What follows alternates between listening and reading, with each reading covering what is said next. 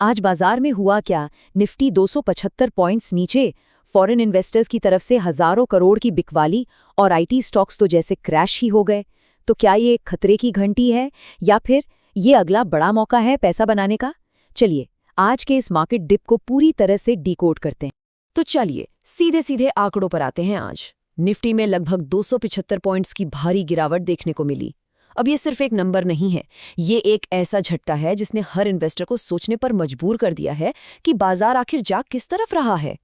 और इस गिरावट के पीछे जो सबसे बड़ा हाथ था वो था फॉरेन इंस्टीट्यूशनल इन्वेस्टर्स यानी FIIs का।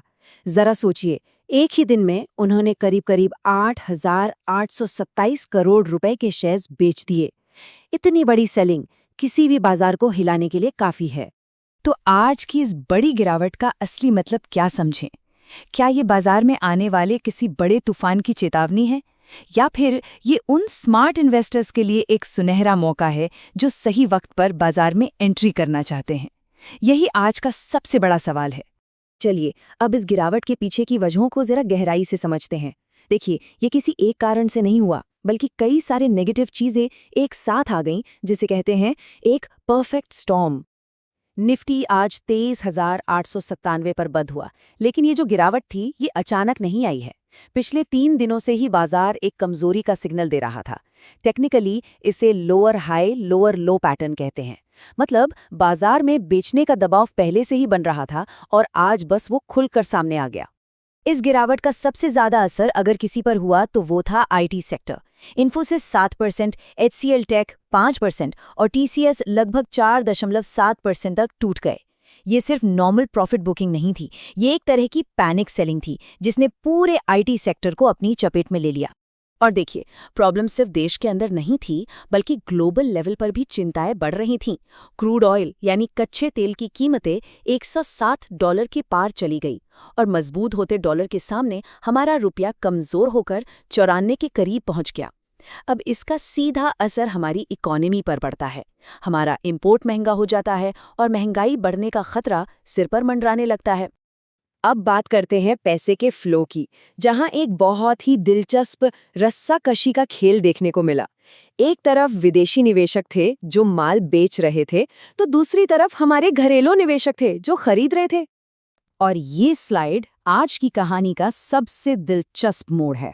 जहां FIIs ने 8,827 करोड़ की भारी बिकवाली की, वहीं हमारे घरेलू संस्थागत निवेशकों यानी DIIs ने 4,700 करोड़ की जबरदस्त खरीदारी करके बाजार को संभाल लिया। ये दिखाता है कि इंडियन बाजार अब सिर्फ विदेशी पैसे के भरोसे नहीं है। सच कहूं तो अगर आज DIIs का ये सपोर्ट न होता तो गिरावट और भी भयानक हो सकती थी। लेकिन इस पूरी गिरावट और नेगेटिविटी के बीच बाजार में मजबूती के कुछ ऐसे छिपे हुए संकेत भी दिखे जो भविष्य के लिए एक अच्छी उम्मीद जगाते हैं। चलिए उन पर भी एक नजर डालते हैं। इसी बीच मार्केट रेगुलेटर सेबी ने 2 बहुत बड़े ऐलान किए। पहला, फॉरेन इन्वेस्टर्स के लिए ट्रेडिंग के नियमों को और आसान बना दिया, जिससे उनके लिए भारत में पैसा लगाना और भी आसान और फायदेमंद होगा। और दूसरा, ब्रोकर्स के लिए नियम और भी सख्त कर दिए। इससे क्या होगा कि सिर्फ मजबूत और भरोसेमंद ब्रोकर्स ही बाजार में टिक पाएंगे, जो हम जैसे इन्वेस्टर्स की सेफ्टी के लिए एक बहुत बड़ा कदम है। बाजार भले ही गिरा हो, लेकिन कंपनियों के जो नतीजे आ रहे हैं वो शानदार हैं।